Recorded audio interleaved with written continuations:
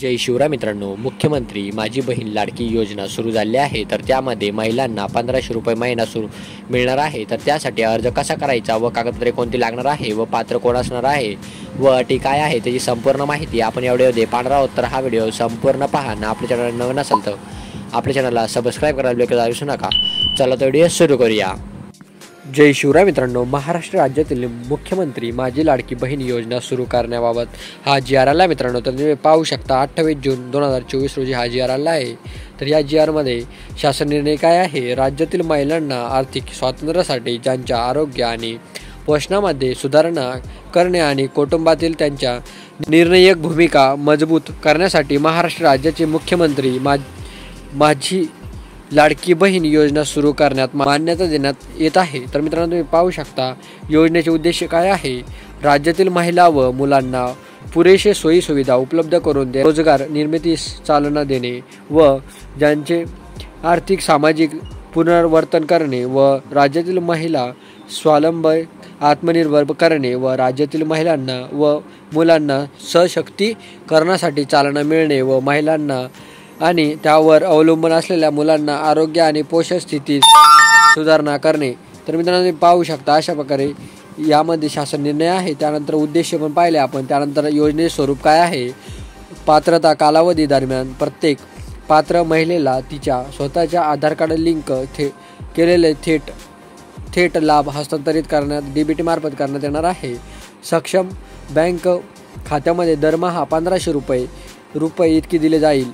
तर तसेच केंद्र राज्य शासनाच्या अन्य आर्थिक लाभाच्या योजनेद्वारे 1500पेक्षा कमी लाभ घेत असलेले तर फरकाची रक्कम या योजनेद्वारे प्राप्त महिलेस देण्यात येईल. तर मित्रांनो, पाहू शकता योजनेचा लाभार्थी कोण असणार आहे? महाराष्ट्र राज्यातील 21 ते 60 या वयोगटातील विवाहित, विधवा, घटस्फोटी, परित्यागी किंवा आणि निराधार अशा महिलांना हे मिळणार आहे मित्रांनो. तर मित्रांनो, तुम्ही पाहू शकता योजनेच्या लाभार्थ्याची पात्रता काय असणार आहे. तर मित्रांनो, तुम्ही पाहू शकता हे कोण याच्यासाठी पात्र असणार आहे. तर लाभार्थी महिला महाराष्ट्र राज्यातील रहिवासी असणे आवश्यक आहे.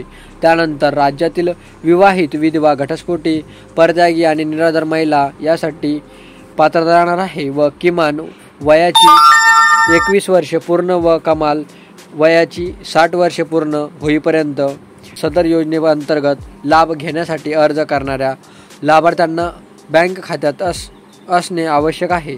तर मित्रांनो, तुम्ही पाहू शकता लाभार्थी कुटुंबाचे वार्षिक उत्पन्न 2.5 लाखापेक्षा जास्त नसावे.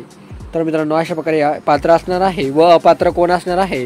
ज्याच्या कुटुंबात एकत्रित वार्षिक उत्पन्न 2.5 लाखापेक्षा जास्त अधिक आहे ते अपात्र असणार आहे. त्यानंतर राज्यात ज्याच्या कुटुंबातील सदस्य आयकरदाता आहे त्यांचे पण यासाठी अपात्र राहणार आहे. व ज्याच्या कुटुंबातील सदस्य नियमित कायम कर्मचारी, कंत्राटी कर्मचारी म्हणजे सरकारी विभाग, उपविभाग, मंडळ, भारत सरकार किंवा राज्य सरकारच्या स्थानिक संस्थेमध्ये कार्यरत आहेत किंवा सेवानिवृत्तमधून निवृत्त वेतन घेत आहे परंतु बाह्य यंत्रणेद्वारे कार्यरत असलेले तथा स्वयंसेवी कामगार आणि कर्मचारी अपात्र ठरणार नाहीत. तर मित्रांनो, तुम्ही पाहू शकता सदर लाभार्थी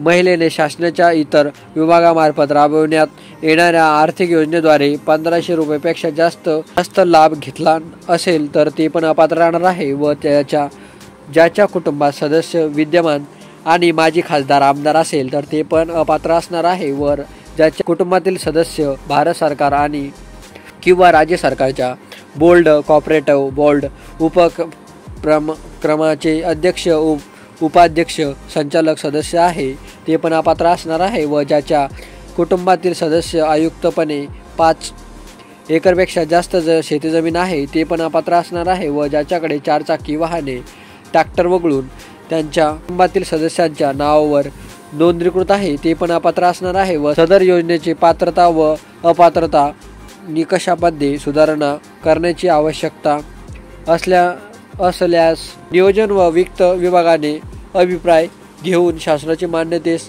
कार्यवाही करण्यात येईल. तर मित्रांनो, अशा प्रकारे हा जी आर आहे. तर यामध्ये सदर योजनेचा लाभ मिळण्यासाठी खालीलपैकी कागदपत्रे सादर करणे आवश्यक आहे. तर कोणकोणते कागदपत्रे लागणार आहे मित्रांनो ते पाहू आपण.